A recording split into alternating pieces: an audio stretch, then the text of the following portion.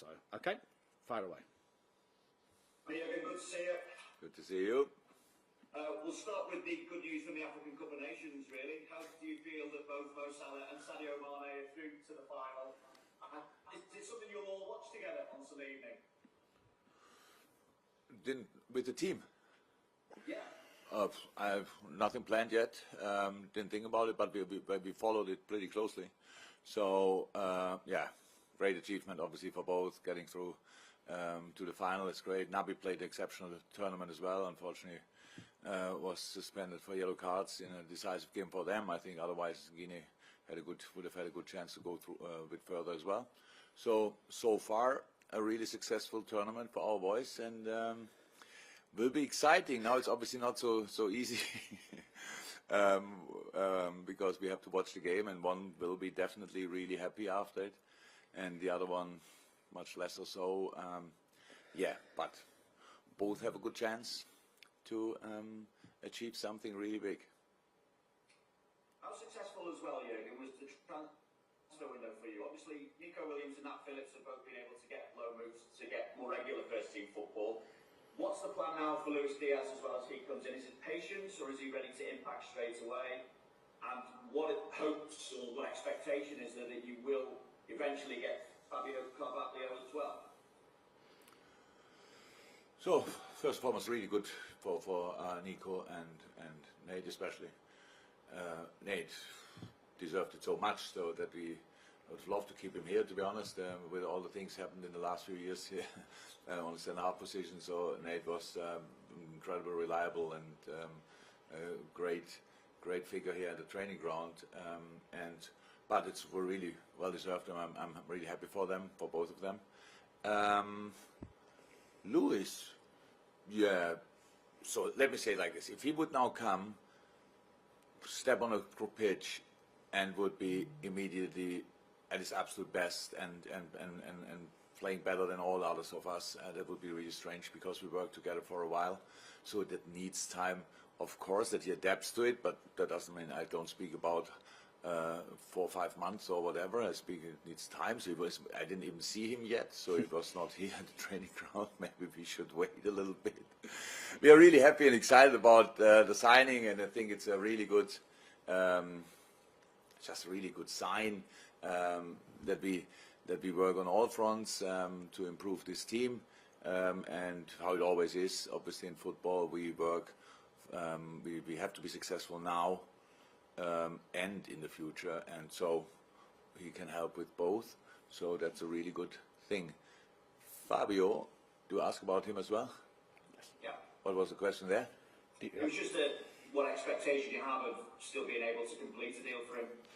I don't know. We will see that. We are obviously still interested. It would be crazy if not. But it's just that's in the moment obviously not in our hands.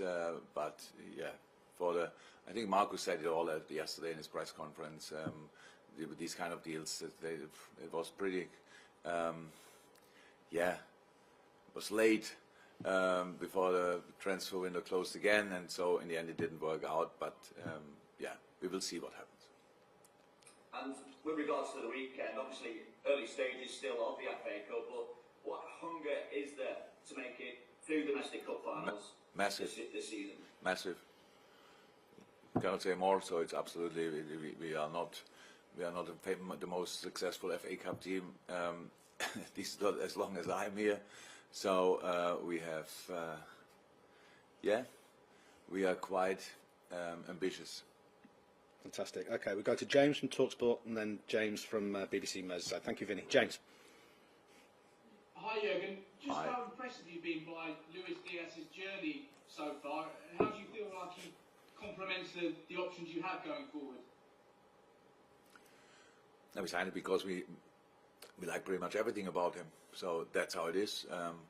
I followed him now for a while, not only since we played them twice in the Champions League. So he is an exceptional player. He has the speed, he has the skill set, he has the character to have a really good career. And we all want him to have this career here with us. And that's it. He's I'm not sure, but nowadays when you have 16, 17-year-old boys playing at highest level, then it's maybe a little bit a late bloomer, but they bloom exceptionally well. So it's very often, and I'm really happy that we could get him in now and can help him, and he can help us. So yes, the story so far is a special one, for sure. We have some players with special stories behind them.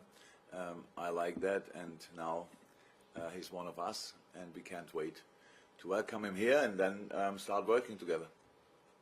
And how close is Harvey to making a comeback? How impressed have you been by his rehabilitation from such a horrendous injury?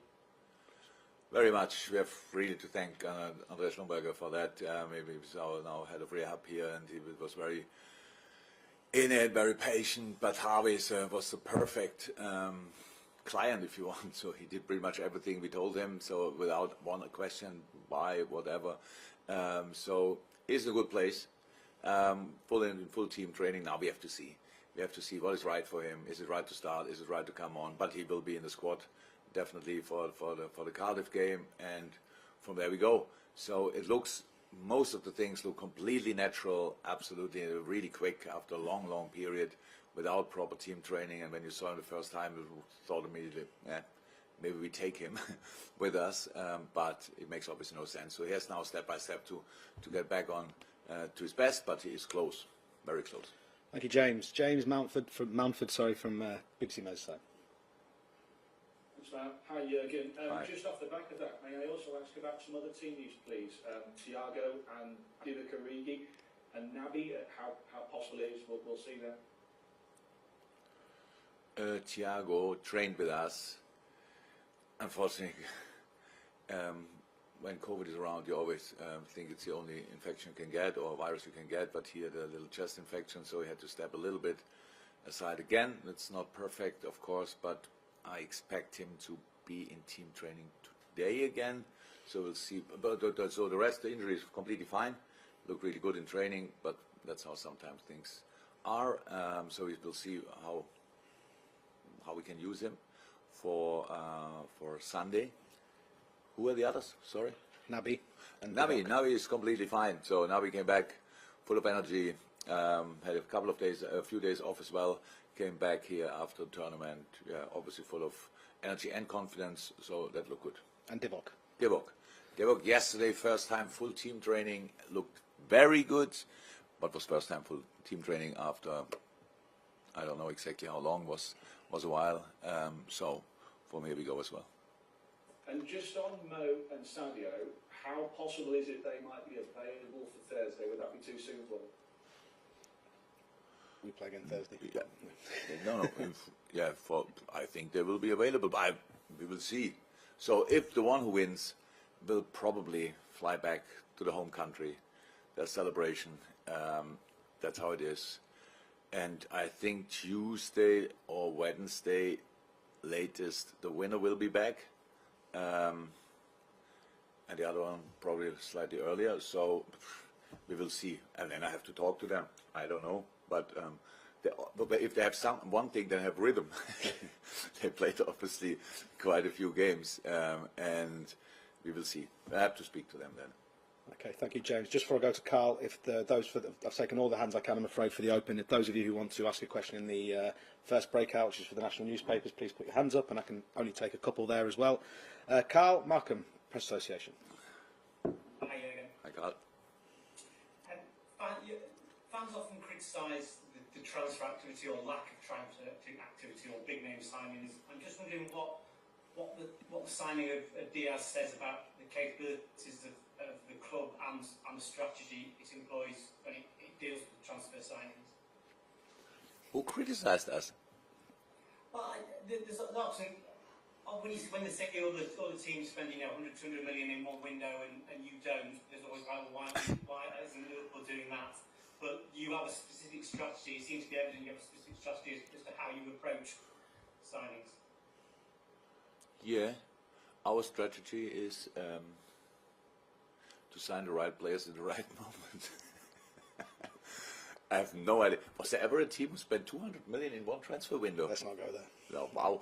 No, it's all about that. So we recognize issues. We recognize issues like on a position or whatever, or with contracts, or these kind of things. And we are long together with this team. It's great, fantastic team, one of the most successful in the history of this club. But we will never miss having a look ahead as well. So, and that's exactly what we are doing. But you cannot. We are Liverpool, so we cannot just we cannot only work with talents and let's have a look in 2-3 years they will be ready. This must be always a mix-up of everything. So we have a lot of talents. We have really great players in the moment here. So in the first team squad and around the first team squad, for a few of them I'm 100% sure they will definitely be Liverpool players. So, but not now. And that's what we do, building a team for now and for tomorrow. And with the things we do, we are happy. If other people are not happy with it, I cannot change that. This is the way the club is doing it. I think pretty much already before I arrived. So, and since I'm here, I'm absolutely used to it, and that's the way it is. Thank you, Carl. And then finish in the open with Neil Jones. Final reminder for hands up, please, from the guys in the dailies. At the moment, we've got Dave Maddock. Neil Jones to finish this part of the press conference. Hey, Jürgen, just on Mo and Sadio, from a Liverpool point of view, how would it benefit Liverpool to have players on that stage under that pressure, you know, obviously carrying the weight of their nation and potentially achieving, you know, another big trophy in their career, because we know how ambitious those players are. So how much we benefit from it, I don't know, but it was obvious. I watched a lot of games, and it was really obvious that Naby was the absolute leader in the Guinea team, and same for Sadio in the Senegal team, and of course Mo with Egypt. So yesterday, between when the coach was not there anymore because he got a red card,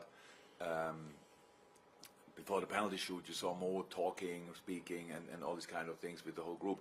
So it's all the things, all the experience these boys get in these situations help us, of course. Short term, I'm not sure. Long term, definitely help them as well. So that's why it was very impressive to see.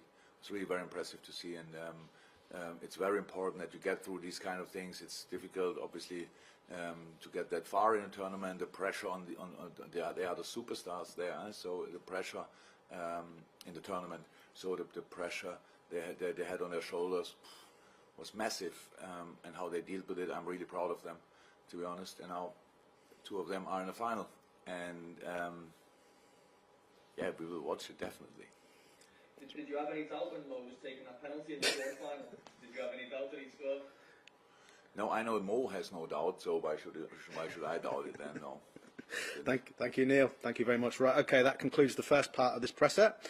I've got the hands I can take in the first part of the breakout, so apologies to those of you who put the hands up who I can't go to. So just to be clear, we're now under embargo until 10:30 tonight, Friday the 4th of February. So everything from the...